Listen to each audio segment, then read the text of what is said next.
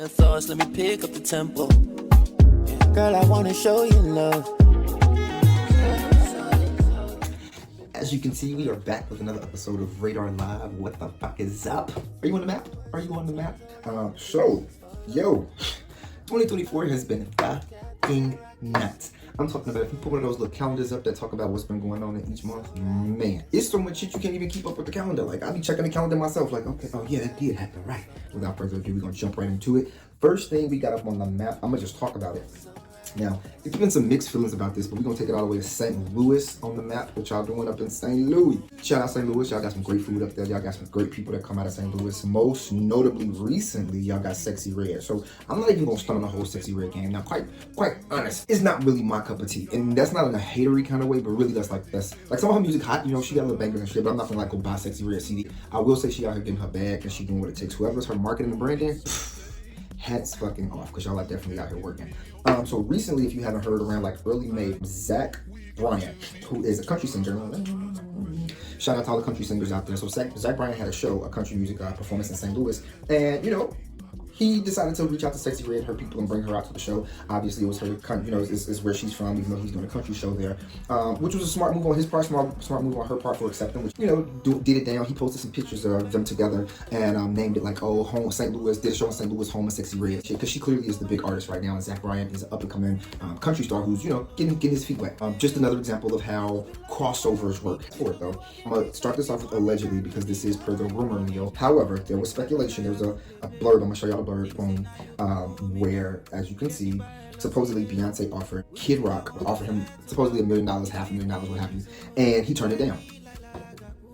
No one has said yay or nay as to whether or not it's a true comment or not. However, it is very in line with Kid Rock, especially with his views on Beyonce, because as you know, around 2015, he had comments to say about like why she was famous and who she thinks she is, and they even made some comments about her like sex appeal, like, because you know that's not my preference. We know. I just think it's hilarious that, and follow me, the comment that he supposedly made was something about keeping country, or like she's not gonna use my name for clout, as if she would have to use your name for clout. Come on. If you guys recall, they gave Beyonce a bunch of shit about being at the Country Music Awards. They gave the country music artist a bunch of shit about being at the Country Music Awards. Even though we all know this is a field that is definitely our shit.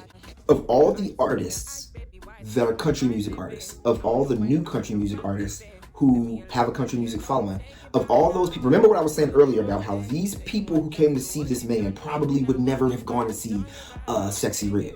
So while that's great for SexyyRedd, what if that spot had actually gone to someone who was an up-and-coming country music star who happened to be black, or who maybe was from St. Louis, and they actually have fans that would be out there? So the smack in the face, to me as a country music star, singer, up-and-coming, whatever, in St. Louis, and to see the height of merging country and black and the onset of trying to get that pushed, you bring out SexyyRedd to depict the merger of black and country, as opposed to an actual fucking country singer who is from here? Marketing aside, branding aside, that was a smack in the face. You don't see the smack in the face of it. Some of y'all catch it, you know, we hear with it. Some of y'all, that shit, I might as well be talking to this fucking green screen behind me. Anywho, next story that we got up, Trumpianna. You know, I really can't stand talking about this orange fucker. I understand you might not like Joe Biden, but if you support Donald Trump in this election, you are asking for shit to go down the toilet. And voting that motherfucker in, we are going down the toilet. Some of y'all, I don't feel like y'all get that. Y'all think this shit is still about like kikis and funny and ha-ha and like, I'm using him, shit. Like, no. This is not the time for that. We don't have those type of chess pieces set up where we could just be making willy fucking nilly moves like these two clown ass niggas that was behind Trump at this fucking New York rally. What? Cause this nigga gave y'all $1,200 and released some rappers? Gave y'all some gold fucking shoes? Y'all excited? Come on now. Don't be fucking slow your whole life. As you know, recently, Trumpianna got booed and heckled at the Libertarian National Convention on Saturday night. He was out there trying to do his, because the 3% and my people, and they was like, get the fuck out of here. Everybody was like, nah, bro. I'm gonna tell you what really is starting to do it for him and what's starting to flip people around. There's this thing that he has out called Project 2025. It's like agenda manifesto type bullshit. We're gonna get to that in a second. And the more that's starting to come to light and people are actually reading it, it's some fuckery. It's making even a lot of his white constituents be like, bitch, what the fuck is this shit? Who the fuck you think you are? And this was the same person who his whole presidency, when he was president, he tweeted and golfed and played and talked shit. He didn't do shit worthwhile. He called COVID the China man's disease. He was just really rude and fucking disrespectful. It was like a cute kiki thing to him. Donald Trump became president because it was the easiest way to secure the bag for forever. Remember what perks come with being president. He's literally going around trying to push this campaign so that A, he doesn't have to really face any jail time. They can kind of throw his case out so that, oh, because of who he is in his presidency and because of this new law stipulation, we can't charge him with these crimes. Bullshit. And then B, if you read this book, this new manifesto, he has this thing called Project 2025. If you look it up, I'll drop the link. And what it is a book, a mandate, if you will. And it gives the criteria guidelines for literally how to take over government. Of section 1, chapter 1 is called Taking the Reins of Government. Reins is spelled R-E-I-N-S. Reins, right? As in the controlling helm, right? And the whole point of the book is that he wants the executive branch to have superseding order over every other department of government. He doesn't want anyone to be able to check the executive branch. They should make final law. He has complete autonomy, control over everything from government, military, militia, education. He wants it to be able to be so that there's no branch of government that can check the executive branch of government. It reads like a Mein Kampf. The Hitler shit, his little it's when I say it looked like somebody was just like, okay. And then what did I say right there? Somebody translate that into English from German. And then what? And then with them. Okay, I'm gonna write that part. Now, if I want to say this in like make it sound very American-y. Patriotic symbol. Got you. That was cute. That's a good one. This motherfucker is a clown. If you vote for this nigga, you a clown. And a lot of you motherfuckers is trying to stick beside him and that's my man, I'm gonna stand beside him and shit. Cause you a wishy-washy ass bitch that go for whoever you think gonna win. And when the shit hit the fan, moving right the fuck along. Next story that we got up on the map, we're gonna talk about some black excellence. So, if you follow my page, if you know me, you know I love this person. Sha'Carri motherfucking Richard. Running like the nigga off and get out. Don't play with her. Don't play with her. Hair blowing back, nails all the way up here. Her fingernails crossed the finish line before she said, I said, bitch, you a bad motherfucker. I think that's why Flojo used to do that shit. She said, bitch, because as soon as I get there, I want them fingernails to cross right before I do. You see it. I love her so much. So, obviously, the next person on the map I'm talking about is Sha'Carri Richardson. She has actually just won the 100-meter race qualifying for the Olympics. It was the PreFontaine Classic in Eugene, Oregon. She actually did this. This was the same thing she did last year, if I'm not mistaken. Lost, if I'm not mistaken, to Elaine. So this year, boom, killed it, aced that shit. Right. I think it was like 10.83, if I'm not mistaken. Right, don't quote me. I'm gonna fix that up. I don't want to fuck her numbers up. You know what I'm saying? But bitch, my shit was 8.7. Fuck you know. But yeah. Definitely Sha'Carri Richardson. I love her. Athletes, the black athletes is yo. Did y'all see when Simone Biles just won for her Olympic thing? She won the full across the board gymnastics, hydration, double flip flop, super salt, whoop whoop. She baby won that shit. Then the other black girl won for, was it the double beams, something like that? And then the other black baby. It was just mad. I bet it smelled like cocoa butter and Isoplus all through the fucking Olympics. So shout out to Sha'Carri out here doing it. Next story that we got up on the map. I ain't gonna even hold you. Talking about this person, I might as well. It feel like I'm talking about Trumpianna all over again. The Diddler be happening. Cause let's be honest, if you have been in the art industry in any form, you're not surprised at the little freaky shit that be happening at the after parties. I also don't feel like it was happening at every after party. That's insane to think. Like, clearly this was some shit where it was one special invite type shit, you know what I'm saying? Like, because if it was for everybody to everybody all the time, this would have been out a long fucking time ago. The antics behind Diddy are not that shocking because, I mean, I don't know about y'all, I watched Making a Band. This the same nigga that made them walk to New York for a cheesecake. Did you see how he talked to Danity Kane and shit? Gay 26? Like, who really shocked by this nigga's antics? All his artists say how terrible he is, and this is the thing that's crazy. Okay. In terms of Cassie, I think it's very unfortunate the situation that Cassie ended up being in with him, but I'm gonna give you my complete 100 critique, right? When Cassie first got with Diddy, she was an artist, but they was fucking around inside. Now, Cassie was already knowing, maybe not knowing who Diddy was, but you knew about who Diddy was because you had been in the circles already. Diddy was already having freak-offs and fuck parties and fucking around with just all that shit already. So this wasn't like some brand new shit or brand new. And so all that said to say, I don't think she was maybe aware, but she was kind of aware.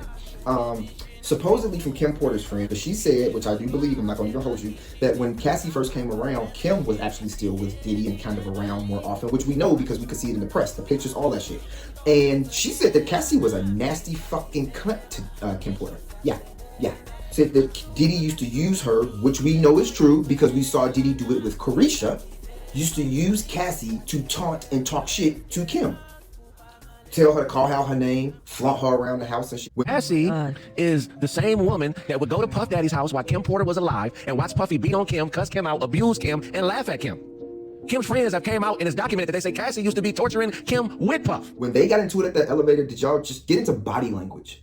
Did you see how Cassie's body language was? She didn't flinch, she didn't run. She didn't seem like somebody who was very fearful of this situation. Very much gave, I am used to this at this point. She balled up, she's played possum on the floor. She just let him do what he was gonna do because she knew, let me just let him do him till he get it out and he can leave me the fuck alone. That is what it was given. She wasn't screaming and fighting back and causing the scene. She wasn't making noise for people to come out their fucking doors. This is behavior she is accustomed to with him. But I definitely think she got with him thinking it was going to be a meal ticket. It was a come up. He was pushing her around like she was this next great thing. And what she didn't realize, this is what I be saying about you wondering why you're fucking famous. One thing Diddy always does is knows talent. Be mad all you want. He know talent. He knew Aubrey O'Day. He said, I'm gonna keep you around, bitch. Everybody talking about you a piece of shit. She did this and this. He said, I'm gonna keep her around. I know talent. I know marketability. He kept Darn Rashad around. I know talent. I know marketability. Kalila, he knows talent. Day 26, he'll fuck you over on the back end. He ain't gonna pay you. If he knows you have talent, he will milk you. He was fucking Cassie for 15 years and all he gave her was The Boys with Nicki Minaj? And that didn't go nowhere? He don't think you have no talent, man. Now, I am not condoning his dirty fuckery, nervy ass behavior. However, you stay with that man because that man promised you a career that never came. Next thing we got up on the map. So, we're going to take it all the way up. El Francais. Tyga and Travis Scott out here fighting at Cannes. Y'all motherfuckers get around these. Y'all say, man, we gonna clown with every clown now, baby. It do not matter. Y'all go around these white folk events and y'all just show y'all ass, baby. They not gonna invite us to shit. Nicki Minaj and Trina. What up, Trina? Nicki Minaj and Cardi B out here fighting at the Met Gala, and now Travis Scott and what's his face, Tyga out here fighting at fucking Cannes. They ain't gonna invite us no fucking way no more. Goddamn.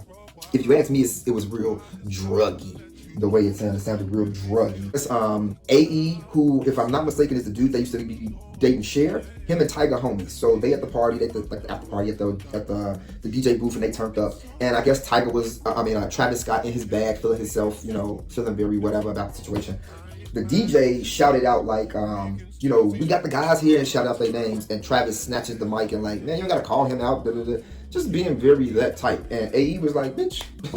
It's not giving that, like, but he tried to, they say he tried to play it cool, like, bro, no, he can shout outside of school. Travis like, fuck you. I think, when that little book of sugar be going around, everybody be thinking they Captain Superhero. And supposedly AE and Tyga and they crew dragged Travis Scott all across that stage, baby. Y'all saw the video. Imagine if you put these niggas' pictures next to each other, all y'all just, anywho. I'm gonna leave it alone. Next story that we got up on the map. We gonna take it all the way to Nashville. The more black excellence up on the board. Miss Clarice Phelps. She ain't no swimmer, but she sure goes fast. Listen, Clarice Phelps from Nashville, Tennessee, by way of Oak Ridge National Laboratory and Tennessee State. Baby, first black woman, baby, got a periodic table of elements. Element up on the periodic table of elements. Okay. Listen, so Clarice Phelps, who is from Nashville, Tennessee, grew up there, born and raised. She went to Tennessee State University. Later was in the U.S. Navy and was at the U.S. Navy's nuclear power school. Has been one of the leading fucking scientists. I curse a lot, y'all. Has been one of the leading scientists on this team that has come up with a new element called Element 117, which they have thus named Tennessee because she's from Tennessee and the project that she was on was based in Tennessee that put the element together. This is how crazy science takes to actually be stabilized and structured in concrete. This happened in 2012. It took like 4 or 5 years for it to really process, and then now we're finding out about it. So it had to go through a whole shindig. The element is known to be now one of the heaviest elements on the periodic table of elements, like on the planet. It's called tennessine. It is also known as element 117. And the crazy thing is that the element also spawned to her finding 6 other elements. If it wasn't just tennessine, they discovered a couple of other things too that had some protons and some things connected to it that made them actual elements. I am going to tell you one part of the story that pissed me off though. When they have the celebration ceremony, Phelps was left. Phelps, Mrs. Clarice Phelps, the person behind all this shit, was left off the gala's guest list until her supervisor got her in. Once she got in, no place card was there that bore her name. Even the plaque listing the scientists involved in the discovery omitted her name. They came in, later corrected it, gave her some clappy clap, we're so since give you a... Let me tell you something. We don't need the trauma. We don't need the hazing. I remember y'all did that fuck shit to, what was that fucking, the black movie that won the award? Beast of No Name or Beast of the Wild, something like that won. And it was like, we're gonna start fucking winning before we start slapping bitches. Because when I start winning my awards and you play with me on stage, I'ma smack the piss out of whoever the presenter is. Stop fucking playing with us. Because what I feel like was gonna happen was that if that supervisor had never came in and corrected any of that shit, would none of that shit had been corrected. You've been finding out about Clarice Phelps 6 fucking years from now off of a TikTok. Oak Ridge National Laboratory. Dirty fucks. But congratulations, Miss Clarice Phelps, Element 117. Let's go, baby. What the fuck? So, bring myself back down. RadarLIVE. Are you on the map?